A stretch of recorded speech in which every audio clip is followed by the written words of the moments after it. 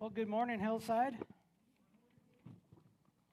So I've asked Lindsay to come up and share. You got the message today? See ya? No. God is good. See you So- next week. Yeah. So no, we've talked a lot about our mission trips to Guatemala and that sort of thing, and we wanted to be able to, after this last experience, have someone come up and just have a little interview kind of process here to allow you to hear what you may experience if God is calling you to be a part of a Guatemala trip coming up in the future. And so you have two rookies up here as far as Guatemala trips go. So this year was Lindsay's first trip there. It was my first trip there as well. And so first question is, how did you decide this was the year? That fine, this is it. This is the year you're going. So I didn't. I did not decide. I've known about Guatemala since the beginning. I've been asked by numerous friends and family to come every year, and I said no. I was perfectly content saying, nope, God has not called me to go. If there's any inkling in the world that I'm supposed to go, I will go. Like, I had it memorized. If there's any inkling I'm supposed to go, I will go. But I'm not called. You guys are great. More power to you. Like, So you gave a real good spiritual no. yeah, God didn't tell me to. So, yeah, Okay. I was good. But then, and I think my friend Chris Reed giggled every time I said that and was like, "You wait." And so, yeah, deep in my head and in my heart, that's not where I was to go. I was perfectly content serving locally. I knew my purpose in life was to share Jesus with children at Hillside Wesleyan Church, nowhere else. No. And I was content with that.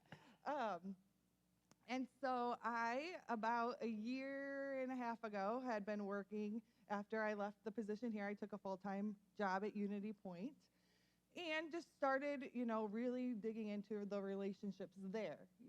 Just because I wasn't working at the church anymore, it was a new ministry, right, at Unity Point. So I had this lady, her and I just really connected, and we had worked together about 6 months, and she came up to me, and she's like, I have a question. You go to a church? And I said, yeah. And she said, well, I was adopted from Guatemala, and I've just been trying to think of ways I could give back. And I just can't think of any way I could give back. And I'm like, my church goes to Guatemala every year, and my friends would love to take you. And she was like, okay. A week later, she's like, I think I want to do that. Will you please go with me? And I was like, I will pray about it. I was like, I'll think about it. And she's like, okay. And then she's like, I'm going to, and I was like, okay, I will go. No problem. I will go. So then October came, and she's like, I got my passport. And I was like, oh, you were serious. Like, we're going. I'm like, you got to be kidding me. She's like, I got my passport. And she's like, my mom can pick up the passport thing for you. And I was like, no, I'll go. So I'm like, you got to be kidding. And so I really prayed about it, even though I'm like, I'm going. Like, I knew in my heart that I was going. I prayed about it. God spoke to me audibly, which I can say 2 times in my life I've heard God audibly. And he was like, you're going. And I remember turning and being like, okay, if I'm going, I'm bringing my kid. Like, I'm not going alone. So awesome. We decided that she would bring her son and I would bring my son, and we would go down together. No, we didn't say that, but we would go. And I said yes, and I struggled through every meeting, but that's how I decided to go. Yeah. So God decided for you. God decided for fantastic. Mimi. So if you need something, ask Mimi. Mimi will ask me. So what surprised you most about this trip? So I'm going to paint this in a beautiful light. The thing that surprised me most is Pastor Luis says it was definitely not a poor missionary experience. Like, I had in my head that we were sacrificing ourselves for Jesus. We would be sleeping on the dirt floors. We'd be eating rice every single meal. I would not have a Diet Dr. Pepper or Diet Mountain Dew for a week. I was like practicing. I would not be able to shower, you know. But how Pastor Luis said, and I'm just going to read it because I just want to make sure that we were treated so well. We slept well. We slept in good, like, they made sure our accommodations were the absolute best. It was the best food I've ever had, the best worship experience, like in their church. They got up earlier than we did to minister to us to make sure that our cup was full before going out. Everything, we were in a very safe part of the city, protected by Sammy the dog. I don't know. But we were in a very safe place. Not for a moment did I feel unsafe, uncomfortable. Secretly, I'm like, okay, I can do this. I can do this, Lord. So you were expecting, like, oh, this is going to be, no one tells you how miserable it's going to be. You were expecting just this, I'm barely going to eat. I'm going to be, like, sleeping horribly and all that. And all of a sudden you get there and like, oh. Yeah, a little part of me, I'm not going to lie, I felt a little guilty because Impacto makes you feel so good about, like, thank you. They're so appreciative, and they bring in teams to make sure you're fed well and that you are spiritually okay. And Pastor Louise shared a fact that, you know, they share Jesus with just as many people that come on a mission team than they do there locally. And I think it's because they're investing in you as a person too, and they're truly appreciative that you took the time to go there, that there's just as many people saved on mission trips than there are locally in Guatemala. Yeah. So what challenged you the most?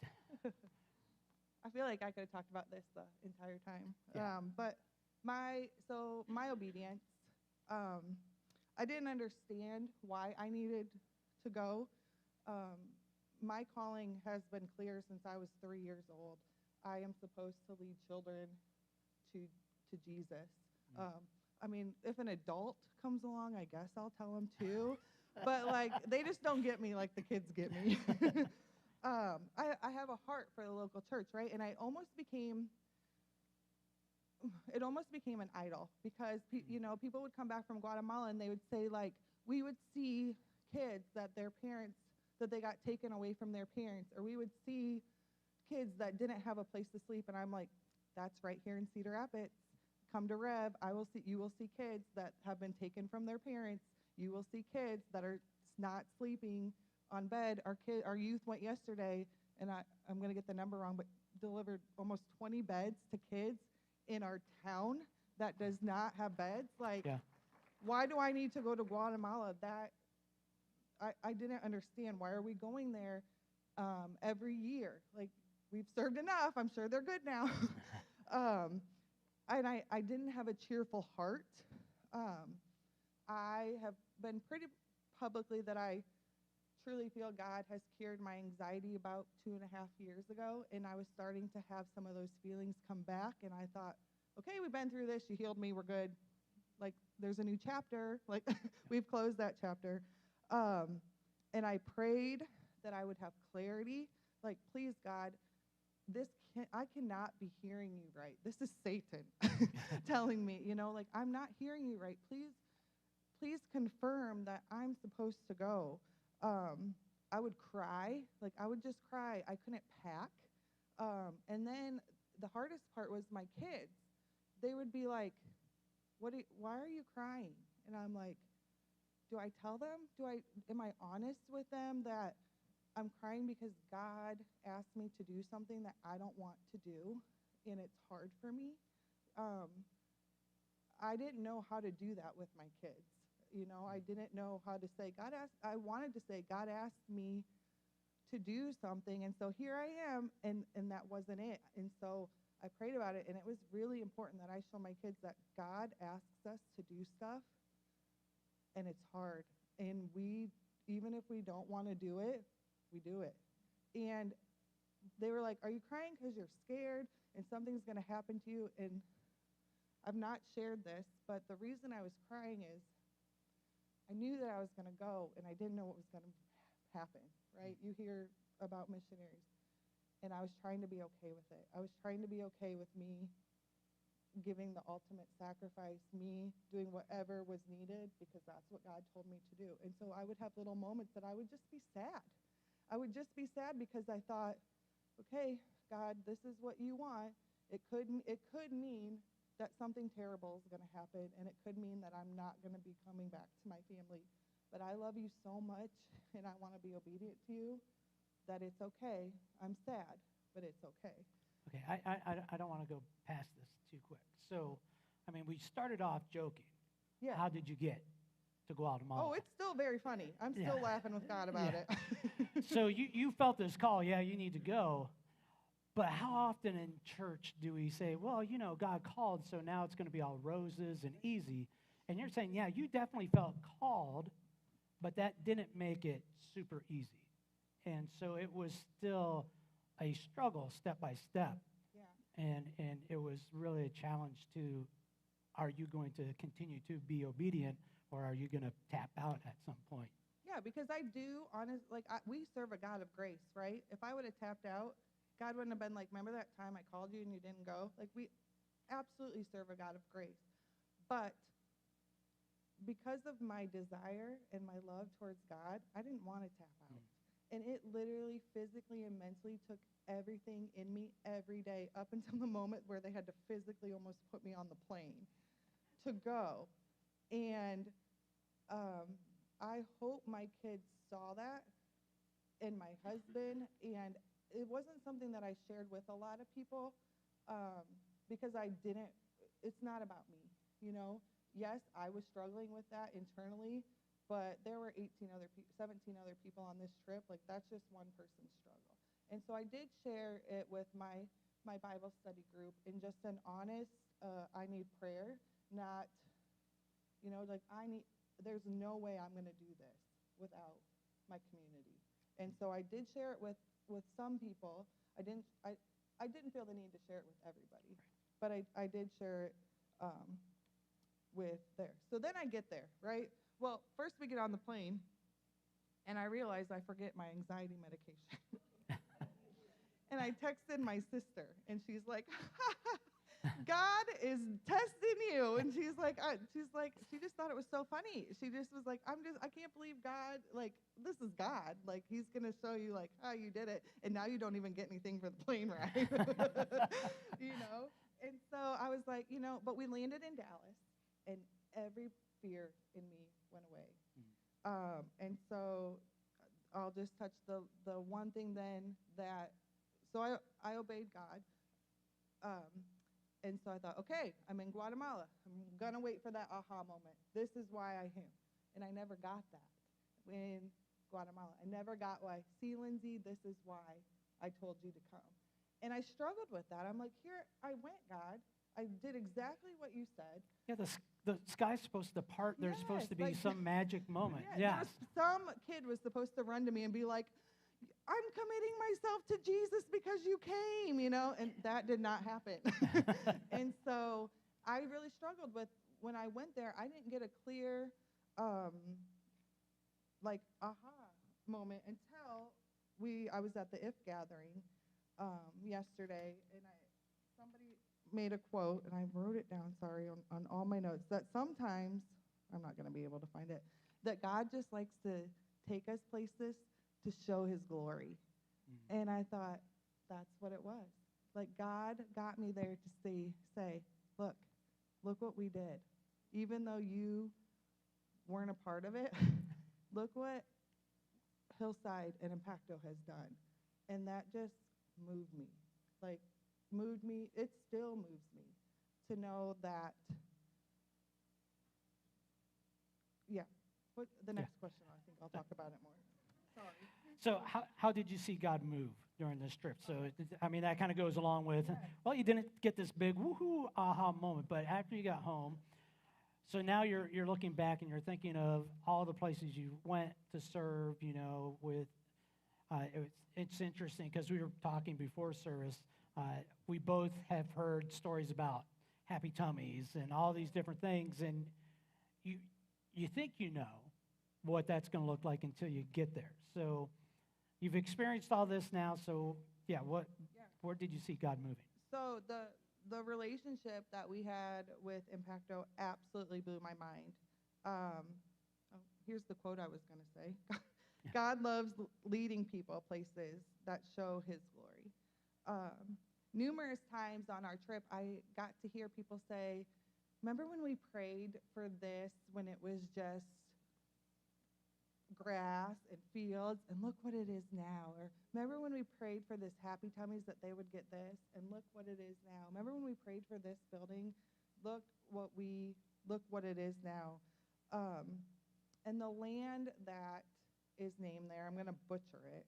It's called Shehuyu. Shehuyu? Okay.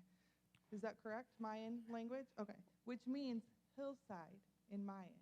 So you think of all the churches that have gone to this Impacto ministry, and because of the relationship that Hillside has with them, that's what that land is that God gave them is named after. Like, what? Yeah, and so I never understood why we kept going to Guatemala. And that right there just cemented it because of the relationship. Like, to love them. It wasn't to do anything more than to show them we are Jesus with you. Like, we love you. We are going to come beside you and serve you. For the past 14 years, 15 years, and that just blew my mind. Like, could you imagine if we went to Haiti one year and China one year, and like we would just be moving rocks. They wouldn't have anything. We kind of joke about that. What would they have us do? Painting a building and moving a rock. Not that those things are good, but the fact that we have been able to go for 15 years because of friendships and because they know we're dependent and that they know that the church in Cedar Rapids, Iowa, in North America has been their sister or brothers in Christ for 15 years. Like, yeah, so by me not going, I just missed out on so many miracles. Yeah, I got to reap the benefits of, but thank goodness for the people that went before me. I know that's a lot of you in this church that built those houses and prayed over that land and gave financially. I didn't do any of that hard work. I just got to see what you did. Yeah. And like, talk about a humbling experience. And then to be like, yep, I'm part of that Hillside group. It's like being on a basketball team with LeBron James, and you're like, oh yeah, we scored like 70 points tonight. Yeah, that's how I felt. I kind of felt bad in a way because they were talking so highly, not in like a boastful way, but just like, thank you, Hillside, for everything that you have done. And I'm part of that team. See my shirt? I'm part of that team. So what would you say to somebody that is the next trip that comes up? They're on the fence on whether they're going to go or not. What would you say? So I wish that I could just say go, right? Go. But I think we do have to I think you have to pray. And I think it's something that God has to ask you to do, right? So if we were all just going for a vacation, we would not be benefiting anybody. And so if you are even just have an inkling, like maybe God's wanting, pray about it. Like, he will tell you if it's your year to go or not. He will tell you if you need to be part of that relationship continuously. He will tell you if you need to give. That's probably the biggest question I've gotten since I've been back is, will you go again? And I'm like, yep, I have a cheerful heart now. I will go.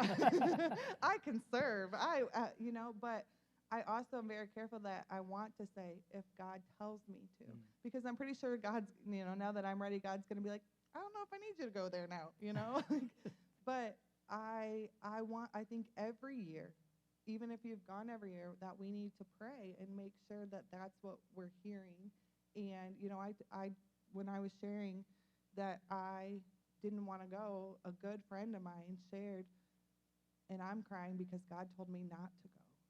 And so that just made me think I was struggling so much with going, and the same person had did the same thing and was obedient by not going.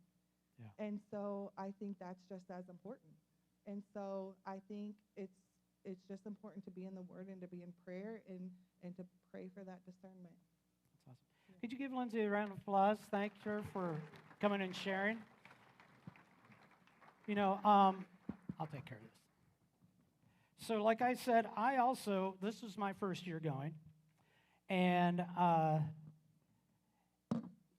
it was great for me to be able to go and talk with Pastor Luis, who runs Impacto, and with Tony, who also is, I think like up there second in command, if you would, and just to ask some questions and to share with him kind of my heart.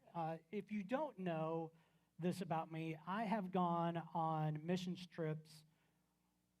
I don't know. Maybe I've at least 20 trips that I've been on. So I've been to Mexico. I've been to now Guatemala. I've been to Nicaragua. I've been to Jamaica. I've been to South Africa. So I've done a few of these trips, and missions is super valuable to me. It is a top priority. But missions in a healthy way. There's books out there, when toxic charity, when giving hurts, and things like that. I don't ever want our ministry, our missions, to be actually harmful to the people that we're trying to help. And so often that can be the case. Not on purpose, but there becomes a dependence. And so it was great for me to get to go down and really ask some tough questions. I would have loved to have gone down with our team, but I also like that I wasn't with our team, because I didn't have to feel guilty when I was grilling Pastor Luis and Tony. and just having our team going, what are you doing? We like them. Right? But it was awesome because I was able to share my heart with Pastor Luis, and I just were like, yes, we are both on the same page here. And I told Pastor Luis, I said, one thing I want to do is I want to make sure we use proper verbiage. When I try to promote mission trips, I try to stop using, we are going to go serve the people of wherever we're going. And I say, we're going to partner with the people of Guatemala. Because as you heard, and I guarantee you, every time a group comes back from a trip, I guarantee you, you're going to hear, I went with the idea thinking I was going to go serve them, and they served me. And so it's a partnership. And so we're going to partner with. And just like Lindsay said, there is so much going on, right? When I would lead teams, I would tell students while we're on a bus, I said, look out the window. These people were here before we came. These people will be here after we leave. Their life is going to be pretty much the same after we leave. As Americans, sometimes we're very soundbite oriented, and it's almost as if we think, well, the people are there while we're there. And then when we leave, we kind of know they're there, but we forget. And it's real easy to forget, and we get back into the chaos of our own lives. And I want them to remember, no. These are our partners. We need to be praying for and developing the relationship. And Hillside has such an amazing relationship with Impacto.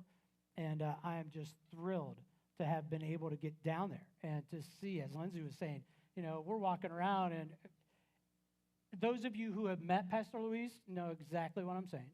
Those of you who haven't, you will get to meet him the end of April. He's going to be here, so we're looking forward to that. But just walking around with Pastor Luis, and he's like, Dave, let me tell you, we were here, and he'd give the date. We were praying for such and such to happen, and this is what happened. And then we go somewhere else. Oh, and then over here, we prayed for this, and this is what happened. Oh, yeah, and then we prayed for this land, and people were like, oh, this is crazy, but we kept on praying for it, and guess what? Oh, we have it now, right? And the funny thing is, we were, as a group of pastors, we went to, for my trip, we went to several different churches. We went to Happy Tummies, which is feeding kids both physically and spiritually, and also helping with schoolwork and things. It's just fantastic ministry. But we were at one church where they had just purchased some property, and Pastor Luis was thrilled. And so we went to see it, and the amount of work that they had done by hand, digging away the mountains so that they could have a level area to build the church, was amazing. But we were standing there, and all of a sudden, Pastor Luis starts laughing, and we're like, what? And he goes, well, I just asked the pastor where the kitchen's going to be for Happy Tummies here at the new property. And he said, I had envisioned here's where the church is going to be. Then right alongside of it is we still have enough room to build a kitchen. And he said he pointed to the adjacent property and said, that's where the kitchen's going to be. And he said, we don't own that property. And the pastor looked at Luis and said, not yet. And, he's like, we're going to be praying, and we trust God that we're going to get that property as well. And so it's amazing just to see everything that has gone on and that we're partnering. 19 churches, folks. 19 churches have been started through Impacto. That's part of us, okay? Do you understand? We are partners with Impacto. Impacto is not a ministry that we just go visit from time to time, or that, the great North Americans are going to go down and show them how things need to be done. They're partners with us. And so, awesome things. It's awesome that Lindsay was willing to say, yep, God, I will go. I'll be generous with my time and even resources and pay to go on this trip.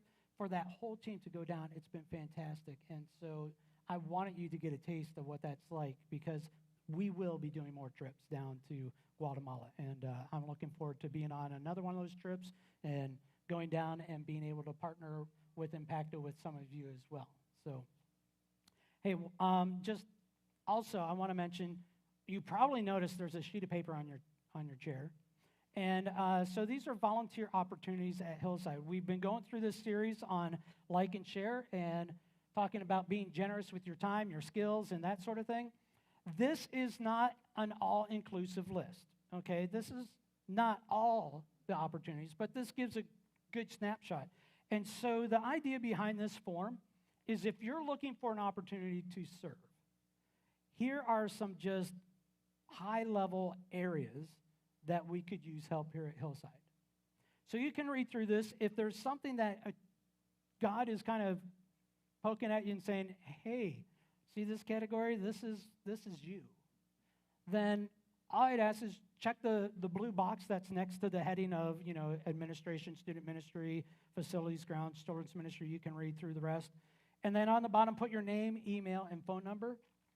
You can fold it up and put it in the offering box on your way out, or we have a basket back on the table out in the lobby. You can drop it off in the basket there.